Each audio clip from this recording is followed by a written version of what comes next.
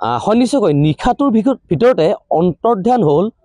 বিজিয়াৰ্ডত মংগলবাৰে বিয়লিৰ ভাগত ৰখোৱা এখন ৰেল আৰু সেই বিশেষ ৰেলখনত আছিল প্ৰায় 20টা ডবা আৰু 20টা ডবাত আছিল প্ৰতিটো ডবাত আছিল 20টাতকৈ অধিক মহ আৰু যোৱাকালি এক গোপন খবৰৰ ভিত্তিত সংবাদ মাধ্যমৰ লোক আহি উপস্থিত হৈছিল বিজিয়াৰ্ডৰ এই বিশেষ স্থানটোতে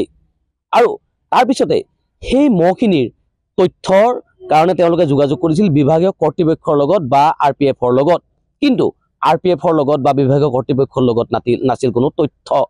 জানিব পৰা মতে ফাৰুক নামৰ এজন লোকৰ পিএমএছ এণ্টাৰপ্ৰাইজ নামৰ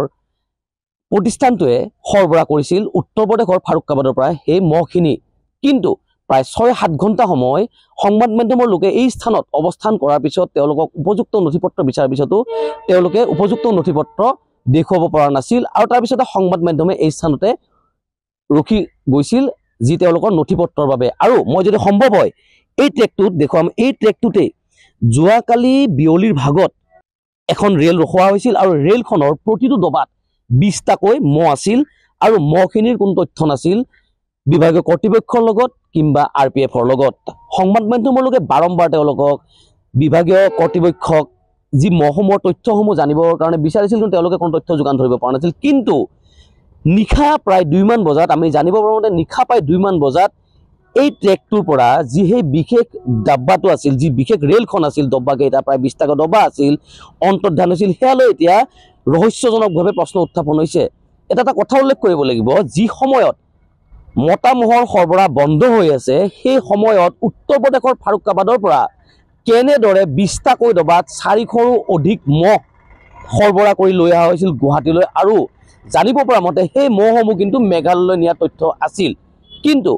যদিও কৈ থকা হৈছে পিএমএছ এণ্টাৰপ্ৰাইজ নামৰ এটা প্ৰতিষ্ঠানে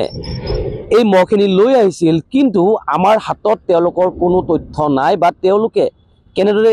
বৈধ নথিপত্ৰ তেওঁলোকৰ লগত আছিল নে নাই সেয়া কিন্তু এতিয়া ৰহস্যৰ আৱৰ্তত কিয়নো জনাইছোৱে যে যোৱাকালিৰ ভাগত আমি বাতৰি সংগ্ৰহৰ বাবে এই স্থানত উপস্থিত হৈছিলোঁ প্ৰায় 6-7 ঘণ্টা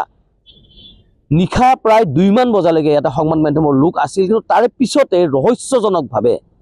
যি এই ৰেলৰ ডব্বাটো 20টাকৈ যি ৰেলৰ ডব্বা প্ৰায় 400 মহ আছিল ইয়াতে সেইসমূহ ইয়াৰ পৰা অন্তৰ্ধান হ'ল কলৈ গ'ল সেই মহখিনি নিশাৰ ভিতৰতে সেয়ালৈ কিন্তু এতিয়া এটা ডাঙৰ প্ৰশ্ন আপুনি বিচৰা বাতৰি পাব কেৱল নিউজ 18 এপত নিউজ 18 এপ ডাউনলোড কৰিবলৈ স্ক্যান কৰক এই QR কোড গুগল প্লে ষ্টৰতো পাব এই নিউজ 18 এপ